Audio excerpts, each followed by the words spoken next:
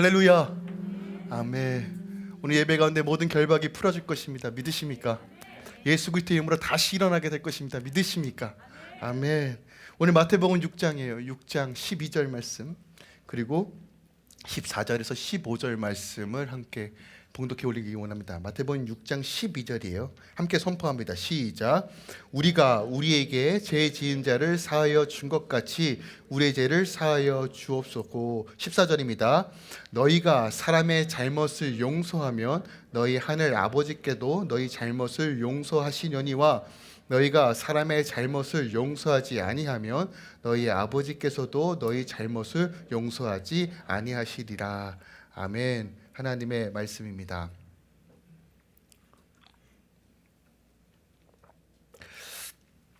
이렇게 기도하라 11번째 시간입니다. 그리고 오늘은 우리의 죄를 사하여 주옵소서라는 제목으로 이 구절이 어떤 의미가 있는지, 왜 이 기도를 우리에게 요구하시는지 다시 한번 이것을 풀어내므로써 우리가 하나님께서 원하시는 기도, 또한 하늘의 문을 여는 기도, 회복이 온전히 임하며 우리가 이 땅 가운데 하나님의 자녀로서 살아갈 수 있는 그 기도의 원리에 대해서 함께 나누기 원합니다.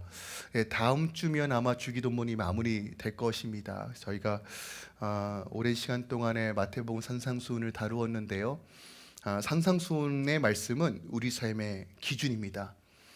이 땅에서 어떻게 하나님의 자녀로서 살아갈 것인가, 세상의 법칙이 아니라, 세상이 바라보는 방식이 아니라 하나님의 자녀들이 어떻게 빛과 소금으로 이 땅 가운데 선포되는 삶, 이끌어가는 삶, 하나님 나라를 세워가는 삶에 대한 기준과 방식이 산상수훈에 담겨져 있고, 그 중심에 주님께서 가르쳐 주신 이 기도가 있습니다. 그래서 이 기도를 우리 삶 가운데 온전하게 풀어냄으로써 하나님의 그 놀라우신 그 영광이, 또한 그 힘을 얻고 믿음으로 걸어가시길 축원드립니다. 아멘. 혹시 여러분 마음 가운데 여전히 용서하지 못하고 막 증오 가운데 막 불 끓고 있는 대상이 있으십니까? 혹시 저 인간만 생각하면 막 닭살이 돋고 막 핏발이 쓰고 막 그런 존재가 있으십니까?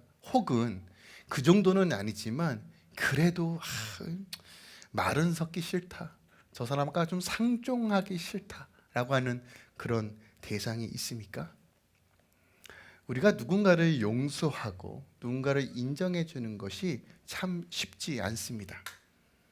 그 사람을 용서해주고 다 있는 그대로 받아들이고, 또한 사랑을 베풀고 품는 것이 결코 쉽지가 않아요. 여전히 우리 안에 수만 가지 마음들이 엉켜 있고, 또한 어떤 특정한 대상을 향하여 마음이 불편하고 여전히 씨름하고 계신 분이 계실 것입니다. 물론 사람마다 다 타당한 이유가 있을 겁니다. 이래서 안 돼, 이래서 내가 저 인간을 용서할 수 없어, 이래서 내가 지금 품을 수 없어 라고 하는 각자의 이유가 있을 것입니다. 자, 그런데요 여러분, 그 용서할 수 없는 그 마음을 품고 있음으로써 여러분들에게 주는 유익이 무엇입니까? 어떤 유익이 있어요? 오늘은 이렇게 복수해야지, 오늘은 저렇게 괴롭혀야지, 막 이런 생각하면 막 희열이 느껴지고 막 기분이 좋아지십니까? 아니잖아요. 그 마음을 품으면 품을수록 오히려 더 많은 억압, 더 많은 상실감, 더 많은 두려움이 찾아옵니다. 이것은 겪어보시면 다 아는 내용이에요. 우리 이미 답을 알고 있습니다. 그런데 여전히 용서가 쉽지 않습니다. 오늘 이 부분에 대해서 주님께서 우리에게 가르쳐주고 있는 거예요. 오늘 우리의 죄를 사하여 주옵소서라는 것은 달리 얘기하면 우리를 용서하여 주시옵소서라는 이 기도 제목이 어떤 의미가 있는지, 또 어떤 영적인 메시지가 담겨져 있는지를 함께 나누겠습니다. 우리가 지난 시간 주기도문을 나누면서 몇 가지 중요한 포인트들이 있어요. 마태복음 6장 33절을 보면 먼저 그의 나라와 의를 구하라, 그리하면 이 모든 것을 우리에게 더하여 주신대요. 이 모든 것은 말 그대로 모든 것입니다. 우리가 살아가기 위해 필요한 모든 것, 이것이 영적이든 육적이든 하나님께서 채워주시겠다라고 약속합니다. 언제요?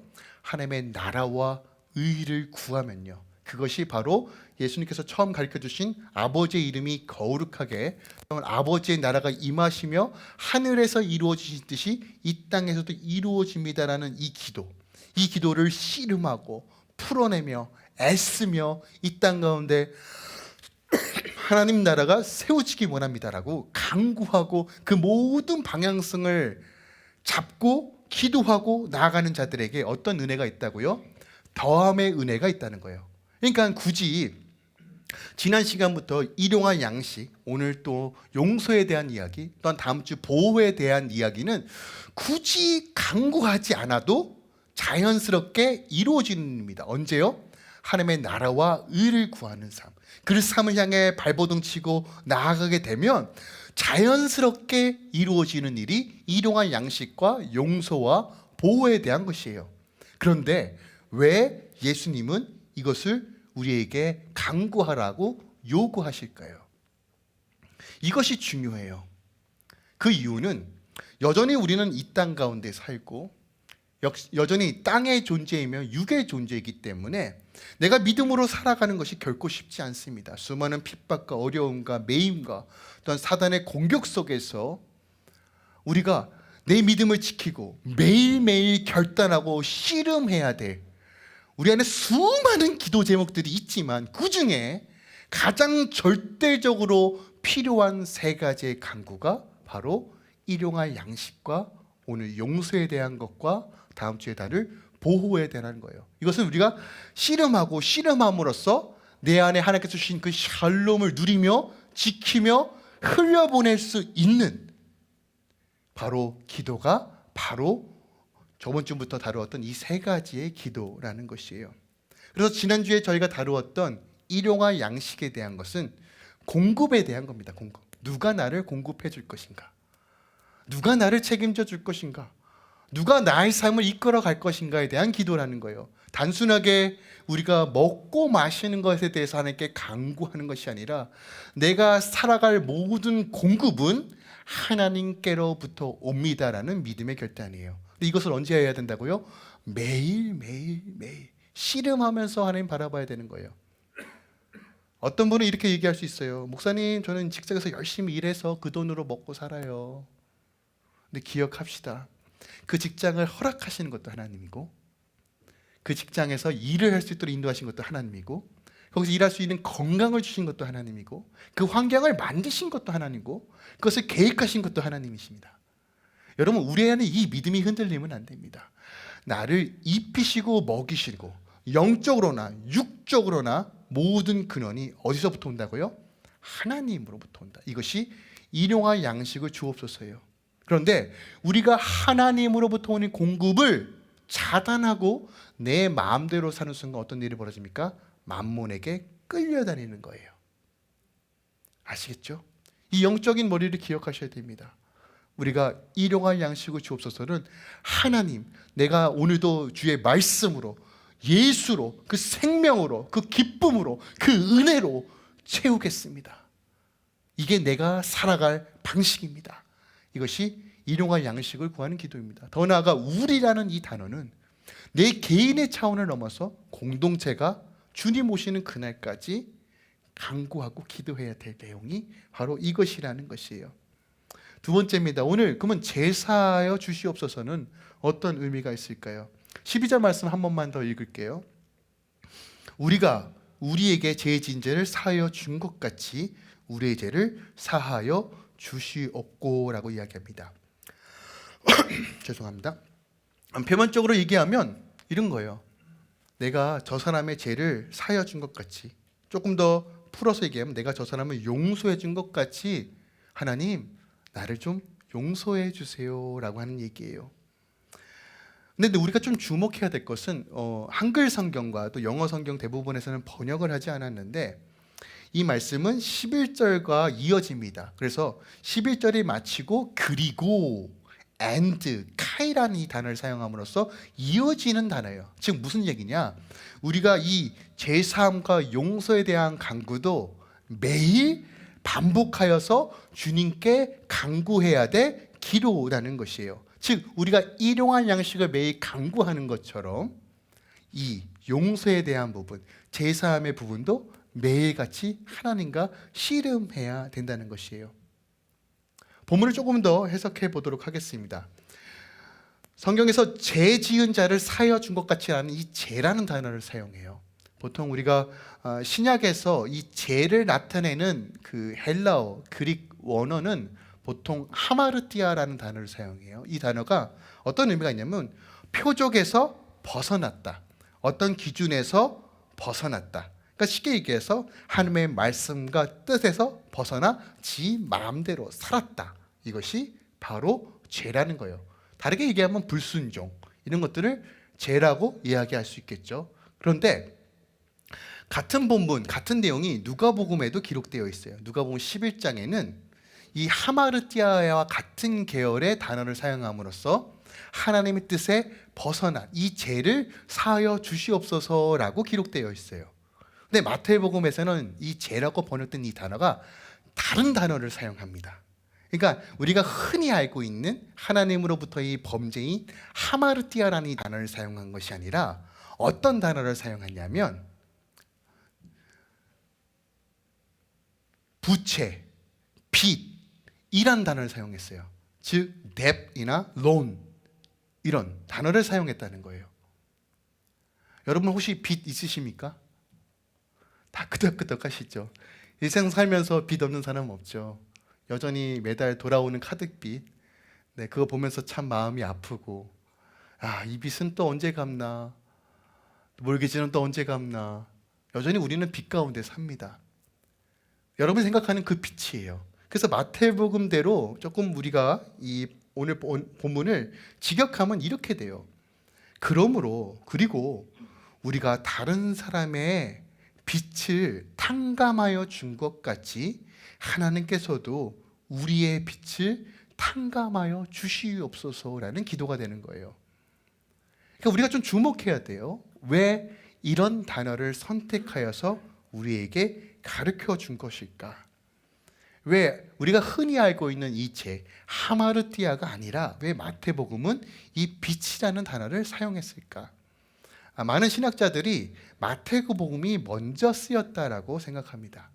그러니까 예수님께서는 의도적으로 이 단어를 사용하신 거예요. 그럼 누가는 왜 하마르티아를 사용했을까? 누가는 조금 더 객관적인 측면에서 기록된 책입니다. 그래서 빛이라는 것은 조금 은유적인 표현이니까 명백하게 예수님은 이것에 대해서 가르쳐 주셨을 거야 라고 하면서 이 단어를 사용한 거예요. 그런데 우리가 좀 주목해야 될 것은 이 마태복음에서 우리의 죄, 우리의 빚을 사하여 주시옵소서라는 그 분명한 의미를 우리가 분명하게 알고 기도할 줄 알아야 된다는 거예요. 자, 이 기도를 좀 이해하기 위해서는 당시 그 고대 군동 지방에 살았던 사람들의 생활을 조금은 알아야 됩니다. 지금도 마찬가지지만 그 당시 사람들이 많은 부분에서 빚을 지고 살았습니다.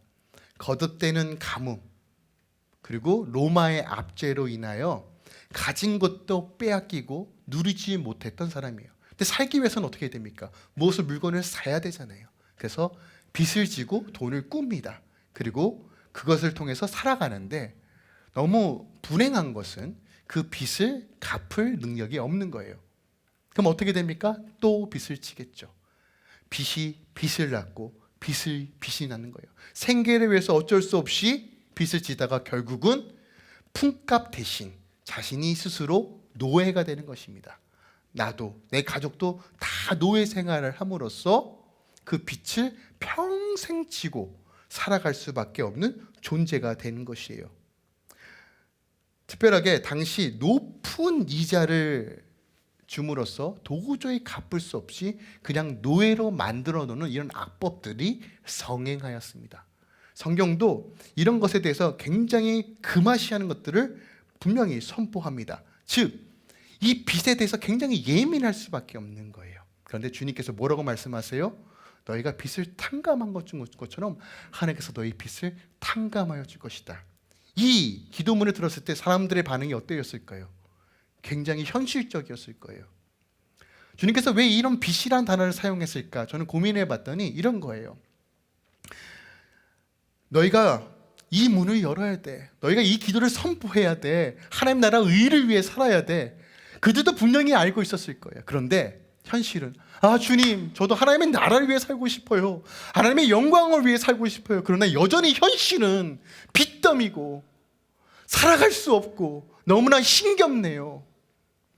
하나님 더하여 주신다는 거 알겠습니다. 믿음으로 바라보고 싶은데 그게 잘 되지 않아요 라고 하는 그 순간에 이 5번째 간구를 가르쳐 주시는 거예요.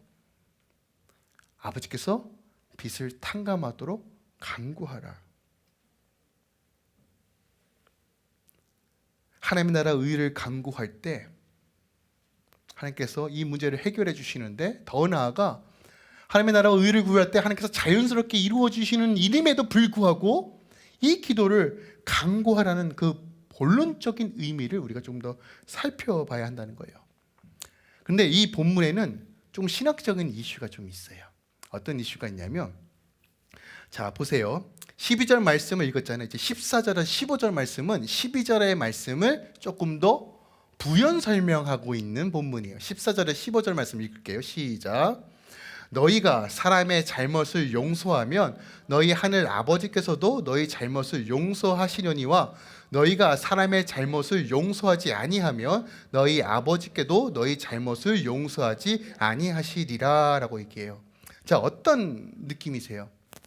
내가 이 땅에서 용서하지 않으면 하나님 아버지께서 용서하지 않는데요. 12절의 말씀도 뭐예요? 아버지, 내가 이렇게 용서했으니까 아버지 나 좀 용서해 주세요. 뭔가 딜하는 것 같은 느낌이 안 드세요? 뭔가 조건에 드는 것 같지 않으세요? 마치 하나님 내가 이렇게 했으니까 당신 나에게 축복해 주셔야 되는 거 아닙니까? 하나님 내가 이렇게 했으니까 하나님께서 내 기도에 응답해 주셔야 되지 않겠습니까? 라고 하는 기도를 가르쳐 주시는 것 같아요. 마치 하나님께 조건을 걸어서 하나님께 응답을 받는 것처럼 보인다는 거예요. 근데 우리가 기도를 배우면서 기도의 특징이 뭐라고 말씀드렸어요? 내 뜻을 하나님께 아뢰는 것이 아니라 우리는 당신의 뜻이 내 뜻이 되는 것이 기도이다라고 말했어요. 순종이 기도고 헌신이 기도다. 그런데 지금 12절은 조금 이상합니다. 더 나아가 부연 설명으로 14절 15절은 너무 무서운 말을 선포해요. 내가 상대방의 잘못을 용서하지 않으면, 여기서 말하는 잘못은요 어떤 뜻을 가지고 있냐면 의도를 가지고 배신하다, 집요하게 괴롭히고 마음에 상처를 준다, 손상을 준다, 모욕감을 준다, 이런 거예요. 여러분, 우리 삶 가운데 가장 잘못을 많이 하는 삶의 영역이 어디예요? 가정이죠. 여러분, 가정이잖아요. 여러분의 남편과 아내에게, 자녀에게 얼마나 많은 잘못된 행동을 합니까? 후회하고 또 후회하고. 그러지 말았어야 되는데 나도 모르게 터져나오는 악한 말들, 불편한 말들, 주워 담을 수 없는 행동들. 그런데 오늘 주님께서 뭐라고 말씀하세요? 너 그거 용서하지 않으면 아버지께서도 용서하지 않는데요. 한번 상상해 볼게요. 하나님께서 나의 죄를 용서하지 않으면, 하나님께서 나의 잘못을 용서하지 않으면 어떤 일이 벌어집니까? 여러분, 어떤 일이 벌어져요? 네, 지옥 가는 거예요. 그럼 이 말씀은 되게 심각한 겁니다. 이거 대체 뭐 어떻게 해석해야 될까요? 죄송합니다. 예수님께서 어떤 말씀을 하고 계시는 걸까요? 하나님께서 상대방에게 은혜를 베푸지 않고 용서를 하지 않으면 하나님께서 나에게 은혜를 주시지 않고 용서하지 않겠다고 말하고 있어요. 우리 가정 안에서, 가까운 지인에서, 더 나아가 많은 삶의 영역에서 내가 실수하고 범죄함으로 인하여 상대방이 마음이 상하고 힘들고 이것에 대해서 용서를 구하고 용서를 풀어내지 않으면 어떤 일이 벌어진다고요? 아버지께서 너 나를 용서하지 않는다고요. 자, 이것은 어떤 의미가 있을까요? 정말 지옥 가는 걸까요? 용서에 대해서 강력하게 말씀하시는 거예요. 예수님께서 가장 본인이 할 수 있는 가장 강력한 표현을 통해서 우리에게 말씀하고 있는 거예요. 용서해라. 이거 절대적이다. 용서를 풀어내라. 그래야지만 하나님 나라가 임한다. 용서해라. 그래야지만 너희가 샬롬을 누린다. 용서해라. 그래야지만 더함의 은혜가 있다라고 하는 거예요. 그런데 우리 그렇게 듣지 않잖아요. 성경 전체에서 특히 예수님의 가르침을 통해서 이 용서에 대한 가르침이 너무너무 많아요. 제가 몇 구절만 좀 갖고 오도록 하겠습니다. 마태복음 5장 38절에 보면 주님께서 이렇게 말씀하세요. 또 눈에는 눈, 이에는 이로 갚으라 하는 것을 너희가 들었으나. 이게 무슨 말이에요? 구약에서는 너희가 이렇게 행해야 되는 것을 들었다라고 얘기하는 거예요. 그러니까 구약에서는 용서의 개념이 조금 부족했어요. 복수의 개념이 강했어요. 그러니까 누군가가 내 눈을 찌르면 돼요. 어디? 누군가 내 이빨을 상하게 했어요. 그러면 망치 들고 가서 상대방 이빨을 깨부시면 돼요. 그래도 합법적인 거예요. 누군가 실수로 내 자녀를 죽였어요. 그럼 저도 가서 죽이면 돼요. 괜찮아요. 이게 동해보보법이라는 거예요. 동태복수법이라는 고대 근동의 법이었어요. 그리고 성경도 똑같이 나옵니다. 그런데 예수님께서 판을 엎으시는 거예요. 너희가 그렇게 들었지만 44절 볼게요. 5장 44절 이렇게 말씀하세요. 나는 너희에게 이르노니 너희 원수를 사랑하며 너희를 박해하는 자를 위하여 기도하라 해요. 뭐라고요? 용서의 수준이 아니라 사랑하라고 말해요. 더 나아가 그들을 향해 기도하라. 당시 유대인들의 원수는 누구였어요? 사마리아인과 로마인들이었습니다. 사마리아인들은 왜 싫어했나요? 당시 북이스라엘이 아수르에게 침략되어서 아수르가 혼합 정책으로 인하여 그들이 다 혼종이 됐어요. 그러니까 혼혈이 많았어요. 그러니까 유대인들이 야 쟤네들 혼혈이다. 레이시즘이죠. 윤종차별입니다. 얼마나 악한지 몰라요. 개 취급도 안 했어요. 더러운 존재들, 똥 묻은 존재들. 이거 얼마나 이기적입니까? 그리고 로마인들을 그렇게 싫어했어요. 여러분 생각해 보세요. 로마의 압제입니다. 내 눈앞에서 내 아내가, 내 누이가 겁탈당하고 강간당해요. 이유도 없이 죽음을 당하여 이를 갈면서 내가 언젠가 복수할 것이다. 이런 삶을 살지 않았을까요? 유대인들이 로마를 보면서 저 제국들, 저 망할 것들. 그런데 로마에 빌붙어 사는 세리인들 얼마나 징후스럽게요. 얼마나 피가 거꾸로 솟아 올랐을까요? 여기서 말하는 원수는 그 원수를 말하는 거예요. 주님 뭐라고 말씀하세요? 사랑하라, 은혜를 베풀라, 용서하라, 그들 향해 기도하라고 말해요. 용서에 대한 가르침은 마태복음 18장에도 나와요. 18장 21절 이하에 보면 베드로가 물어요. 예수님 얼마나 용서하면 돼요? 라고 물어요. 그리고 물어요. 예수님 7번만 용서하면 됩니까? 베드로는 굉장히 다혈질이에요. 그러니까 베드로가 제시할 수 있는 7이라는 숫자는 그래도 참고 참아서 그래 내가 7번까지는 한번 참아보겠다고 하는 한계치예요. 여러분 베드로가 어떤 존재냐면 예수님 잡혀가는 그 순간 그 밤에 칼로 순간적으로 병사의 귀를 잘라버렸어요. 그렇게 충동적이고 감정적이고 컨트롤이 안 되는 성품입니다. 그러니까 베드로가 7번이라는 이 숫자는요 본인이 그래도 그래 내가 수제자야, 내가 예수 믿을 사람이야, 내가 제자야, 가오가 있지, 품위가 있지, 내가 할 수 있는 수준이 7법이야, 주님도 인정해 주시겠지라고 물은 거예요. 근데 주님의 대답이 훨씬 더 놀랍죠. 뭐라고 대답합니까? 7번에 70번까지 해라, 490번까지 하라. 490번만 하라는 게 아니라 7은 완전한 숫자예요. 무한대로 무조건 용서라예요. 여러분 우리가 가정에게, 우리 자녀에게, 남편과 아내에게 잘못한 것이 490번은 넘을걸요. 일평생 살면서. 그죠?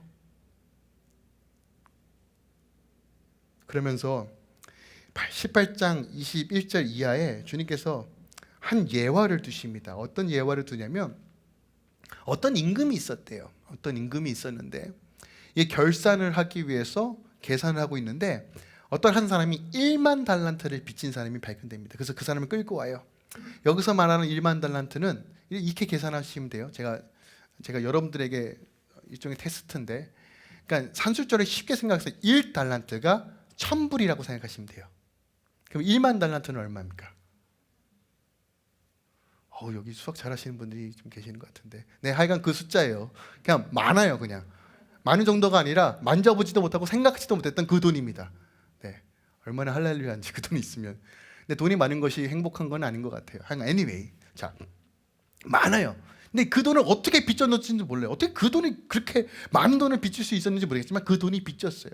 그래서 갚으라고 명했더니 알겠습니다, 갚겠습니다 했더니 이 임금이 긍휼히 여겨서 불쌍히 여겨서 그것을 탕감해 주었어요. 1만 달란트를. 정말 상상조차 할 수 없는 금액을 탕감해 주었어요. 근데 그 사람이 나가면서 너무 좋아 할렐루야 하면서 가고 있는데 저 멀리에서 자기에게 빚진 100데나리온, 여기서 말하는 1데나리온은 16센트예요. 그러니까 100데나리온은 16불입니다. 16불 빚진 자의 멱살을 잡고 이놈아 내 돈 갚어라, 안 갚어 옥에 가둡니다. 임금이 그것을 알았어요. 그걸 불러요. 뭐라고 얘기하냐면 18장 33절입니다. 내가 너를 불쌍히 여긴과 같이 너도 내 동료를 불쌍히 여김이 마땅하지 아니하냐 하고 주인이 노하여 그 빚을 다 갚도록 그를 옥졸들에게 넘기니라.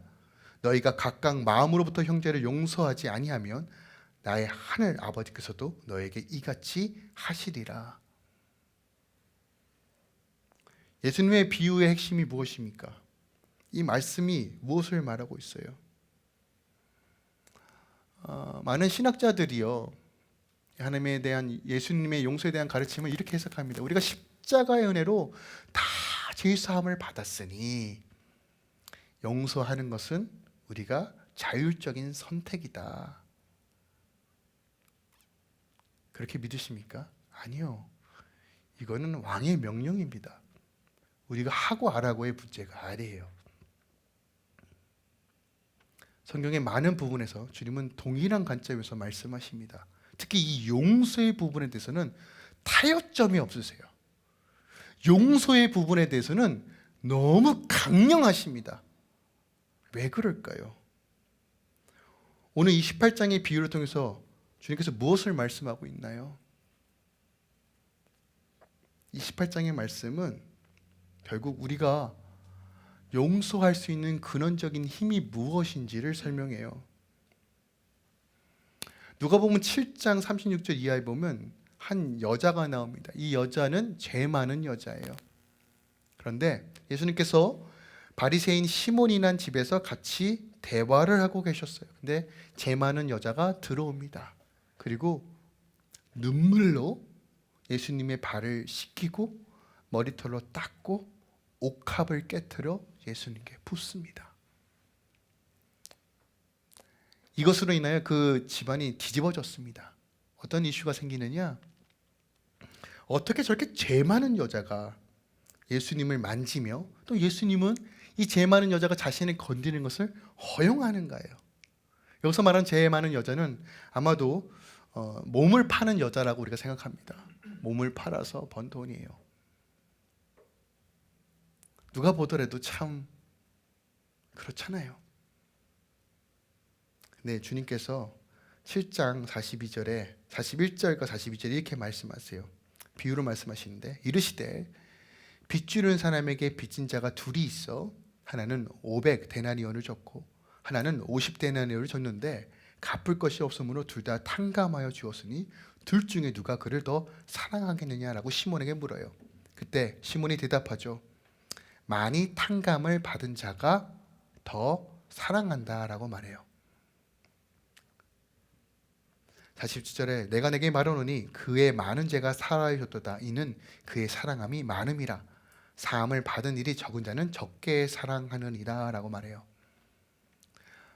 우리가 상대방을 향하여 용서할 수 있는 근원적인 힘은 우리는 그거에 비해서 넘치는 은혜와 용서를 받은 존재라는 것을 주님은 말씀하고 있는 거예요. 그런데 여러분 그거 아세요? 우리가 은혜 받았다. 우리가 용서를 받았다. 근데 이것이 잘 믿겨지지가 않으니까 조금 더 적나라하게 말씀드리겠습니다. 여러분들이 십자가 바라보시지 않고 예수의 그 사랑에 집중하지 않으니까, 날 구원하여 주신 그 은혜를 기억하지 못하니까 나는 버러지 같고 죽을 수밖에 없고 지옥이 직행으로 되어 있고 산소망이 없고 수치와 모멸감밖에 살아갈 수 없고 이 세상에 종로로밖에 살아갈 수 없는 이 존재를 아무 조건 없이 구원하여 주신 그 크신 사랑이 내 안에 있는데도 예수께 집중하지 않고 예수를 바라보지 않으니까 우리는 자꾸 내 안에 엉켜있는 것만 집중하는 거예요. 합리화시키는 거예요. 이미 그 사랑이 우리 안에 넘치는데, 감격할 수 없는 그 사랑이 우리 안에 있는데, 그거는 지금 중요하지 않다고 생각해요. 내가 아픈 거, 내가 상처받은 거, 내가 어그러진 것만 집중해요.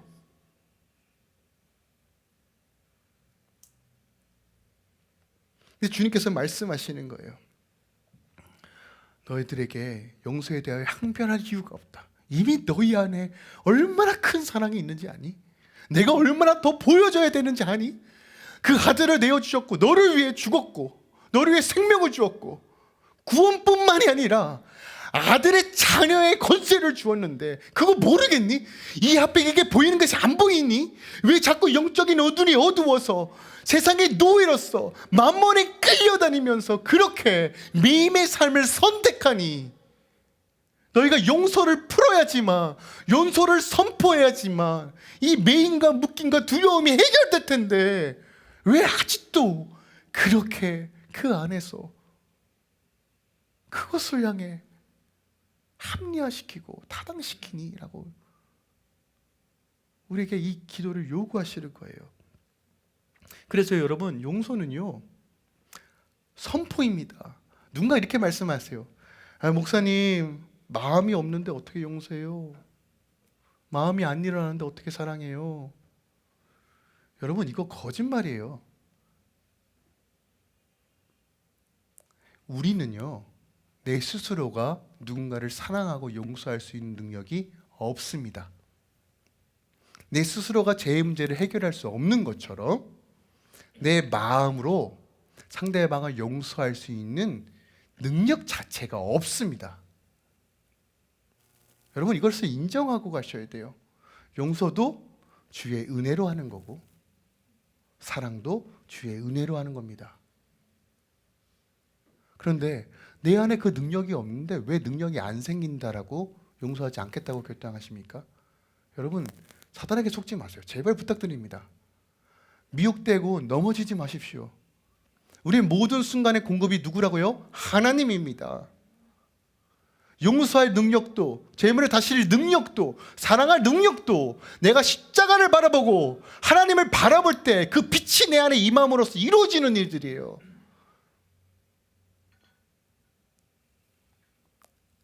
그래서 이 용서에 대한 기도는 자유에 대한 선포입니다. 자, 여러분 지금 빚지고 있는 거 여러분만 알고 계시잖아요. 마음속에 한번 생각해 보세요. 얼마나 빚이 있으세요? 근데 오늘 이 아침에 그 빚이 싸그리 다 탕감 받았어요. 기분이 어때요?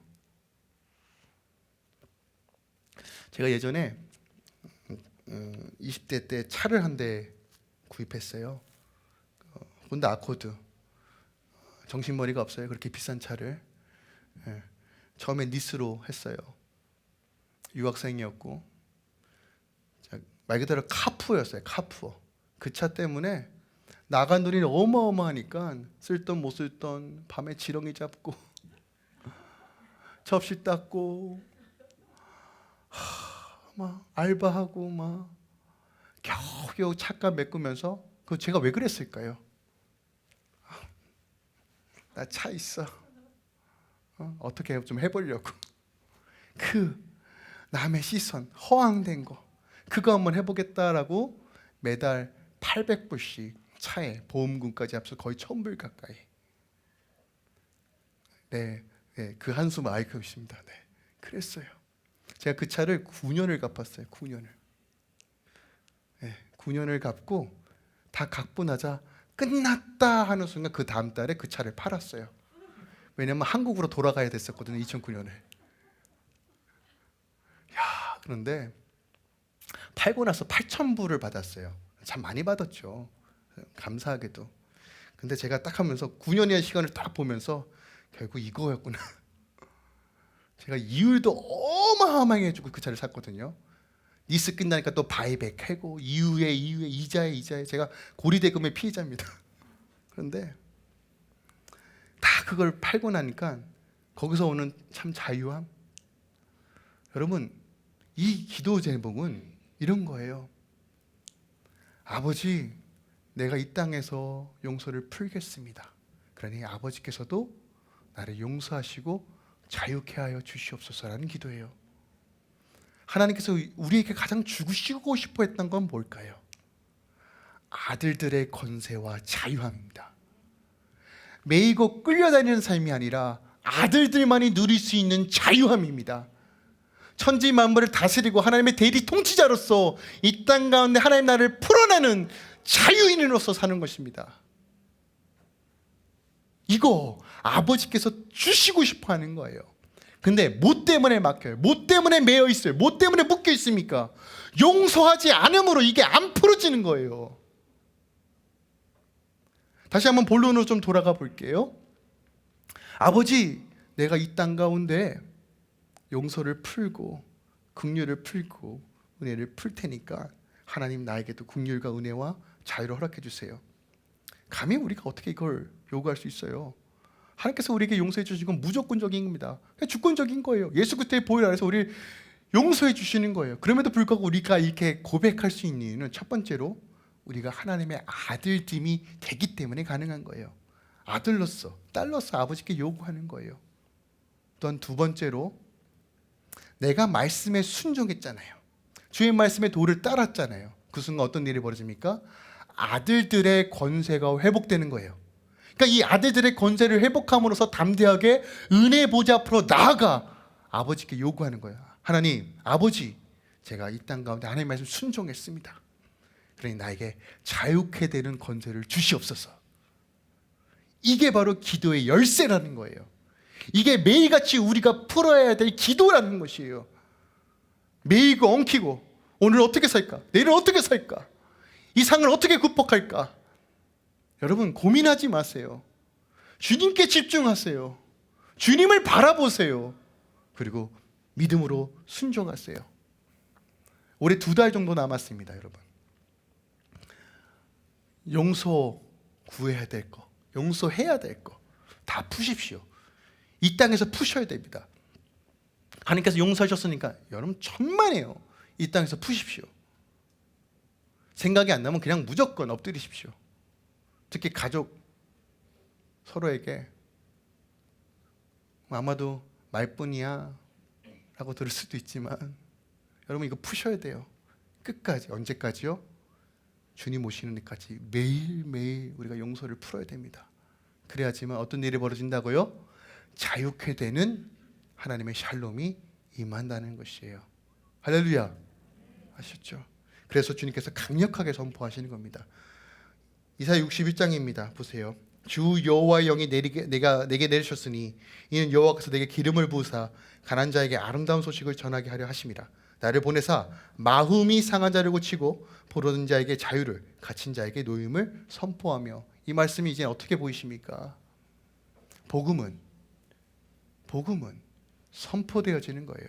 여러분, 용서는 선포되어지는 거예요.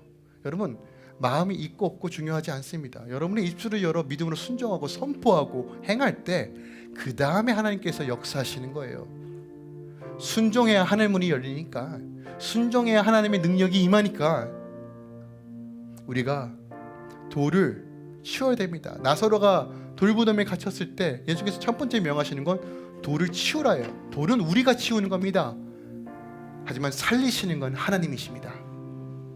용서를 푸십시오. 용서하십시오. 안 되면 씨름하십시오. 주님 매달리십시오. 주님, 당신의 긍휼과 사랑과 그 넘치는 은혜로 채워주시옵소서. 특별하게 일복과 이복, 심령이 가난하고 애통한 자의 복이 임하길 원합니다라고 간구하십시오. 적나라하게 내 죄를 보면 우리는 감히 내 마음대로 살 수 없습니다.